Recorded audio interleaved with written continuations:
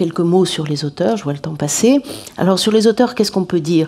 Une première chose peut-être qui me semble extrêmement importante, bon, la figure de l'auteur change, lui-même évolue, il travaille différemment, dans le fond il s'est mis au numérique. Hein.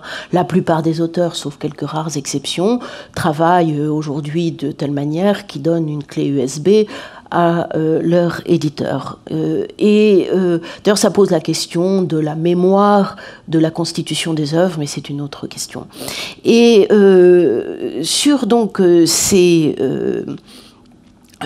auteurs, du point de vue de l'économiste, il y a une des questions qui se posent, c'est dans le fond, comment ils vont être rémunérés. Sur le numérique, j'ai pas évoqué les prix, j'y reviendrai si on a le temps, les prix baissent évidemment. Aujourd'hui, en gros, en France, on est à un différentiel de prix de l'ordre de 30%, qui permet à l'éditeur de retomber sur ses pieds parce que le différentiel de coût est grosso modo de l'ordre de 30% aussi. Hein, c'est-à-dire que le coût du numérique, il y a évidemment des coûts. Hein, il faut numériser les textes en différents formats, il faut éventuellement enrichir les livres, etc. Mais en gros, différentiel de 30%, relativement raisonnable, on va dire. Je pense qu'il sera plus important dans les années à venir, mais peu importe.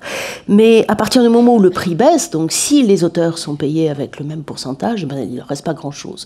Donc se pose la question de la rémunération. Comment on rémunère les auteurs dans un univers numérique où il y a peut-être des livres qui seront gratuits à travers la publicité? Est-ce que les auteurs vont se rémunérer différemment? Sur certaines plateformes, vous pouvez avoir des droits d'auteur beaucoup plus élevés qu'autrefois.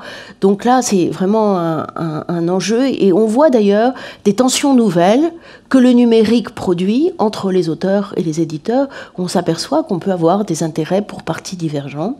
Il y a eu d'ailleurs des réflexions et des négociations pour un nouveau contrat à l'ère numérique, qui, à mon avis, pose encore beaucoup de questions. Donc, mode de rémunération, compte tenu de la diversité des possibilités d'achat, ce que j'évoquais tout à l'heure. Question aussi du droit d'auteur lui-même. Que va devenir le droit d'auteur dans l'univers numérique? Et là, on voit beaucoup de crispations. On voit d'une part des crispations des éditeurs qui veulent évidemment défendre ce qui constitue dans le fond le pivot qui permet la remontée des droits sur toute la chaîne de valeur. Mais en même temps, on peut s'interroger. Juste une question pour illustrer ce que je voudrais dire. Le droit d'auteur aujourd'hui, c'est 70 années après la mort de l'auteur. Prenez un auteur qui écrit à 40 ans et qui meurt à 80, ce qui est assez raisonnable aujourd'hui. Bon, ça veut dire un droit d'auteur qui court sur 110 années. 110 années, ça fait quand même beaucoup. Et donc, voilà, à l'ère d'Internet, je crois que cette question de la durée des droits doit être repensée, et elle doit être repensée avec calme. Pour l'instant, les choses sont assez tendu. Je donnerai une autre illustration de ce que je dis. Il y a toute une série d'exceptions au droit d'auteur, à mon avis, qui donnent de l'illisibilité au droit d'auteur.